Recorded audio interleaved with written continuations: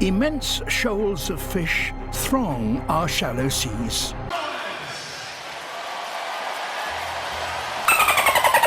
Oh no, he just tripped. That's the right call there.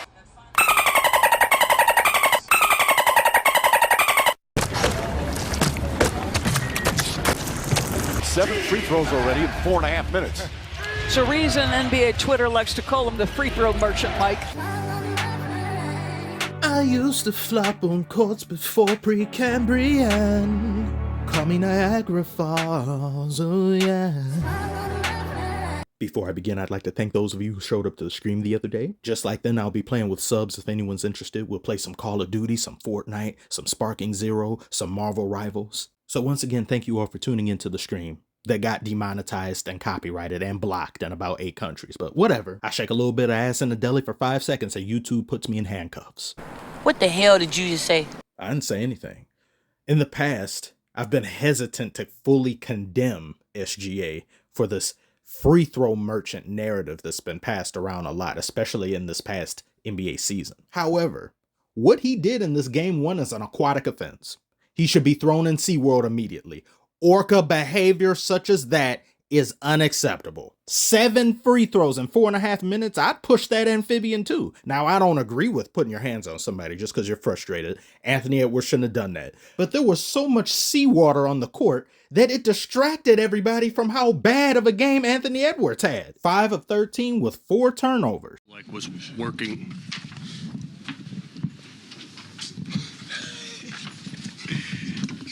Losing by 26 is funny? I assume they were laughing at the amount of free throw attempts SGA had. But either way, ain't nobody got time for no laughing under these circumstances. And Ant was pissed. He had enough. He turned into a fire ant. He was done with SGA's antics. Him getting teed up here somewhat understandable. He almost threw the ball as shy as Gilgeous', but he should mostly be angry at himself for his poor play. Though he did roll his ankle pretty bad, or it looked pretty bad, and I had my fingers and toes crossed, hoping that he did not suffer a debilitating injury in a game 1. Unfortunate fate like that ruining our chance at cinema, as well as the Timberwolves' hopes of advancing to the finals. But more importantly, I'm glad that he came back and it looks like he'll be okay, or at least let's just hope that he is. Julius Randle was electric early on. He was on fire. He had 20 points at half. He hit 5 threes as well during that time. He could not be denied. The same can't be said for the rest of the Timberwolves, however, because it looked like Julius Randle was just out there by himself at one point. Everyone else put up stinkers. Everyone else forgot how to shoot the basketball. Alexander Walker, 3 of 11. Ugh. DiVincenzo, 3 of 14. Ugh. Naz Reid, 1 of 11 and 0 of 7 from 3-point range. Ugh! What kind of stonemason stats are these? And the 3 of them played a whole 30 minutes or close to it. How in 30 minutes? I will find you. And I will kill you. It's the same guy every single day, 2-3 times a day at the exact same time, same day. You know what I think of when I hear that? When I hear anyone with a motorcycle now? Let's go! Rev him up! Here we go!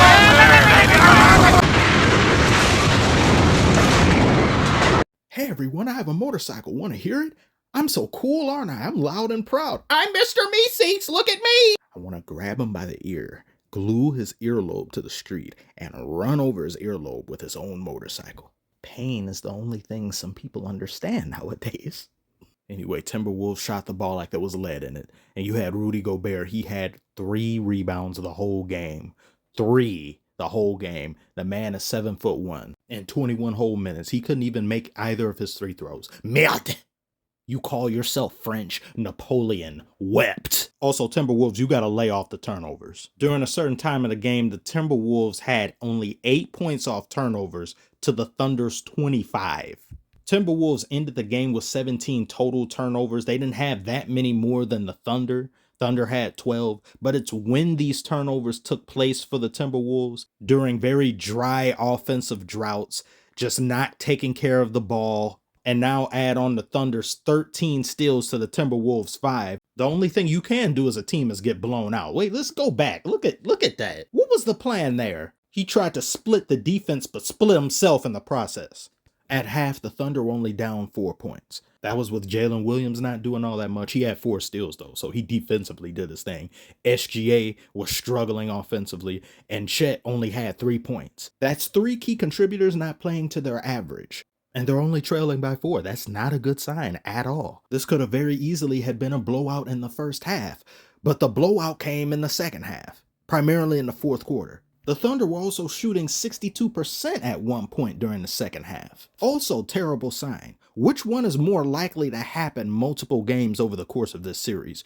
Julius Randle shooting the ball again like he's hopped up on crack, or the Thunder as a team repeating a shooting performance like they did in the second half? Which is yet another reason as to why they're such a good team.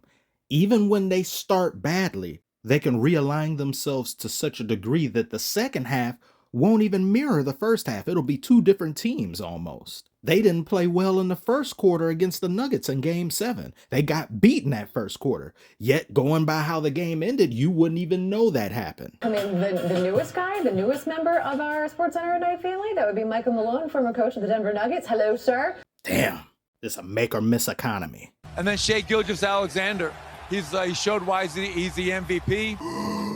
My thing is this, if you didn't know that Nikola won 3 MVPs, and I put player A and player B on paper, and you had no idea that the guy who's averaging a triple-double, the guy who's top 3 in the 3 major statistical categories, things that no one's ever done, he wins the MVP 10 times out of 10. And if you don't think so, I think you guys are all full of shit. Several months later. Gilgeous-alexander.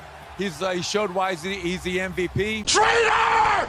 We're complimenting the merchant ops now? He didn't even believe that. That's why he closed his eyes and stammered. He had to prepare his tongue for the falsehood it was about to announce. But Denver did him dirty, so I can understand why he'd have some lingering animosity. I don't in any way think SGA is a bad player, that he isn't an MVP-esque type player. But to say he gets the MVP over Jokic simply because his team is better than Jokic's when Jokic is having a historical season, when he's leading in multiple metrics, and his team falls into the Marianas Trench when he isn't on the court, you got to do some Simone Biles level gymnastics in order to justify that. Also, when they go announce the MVP, they did it last year on May 8th.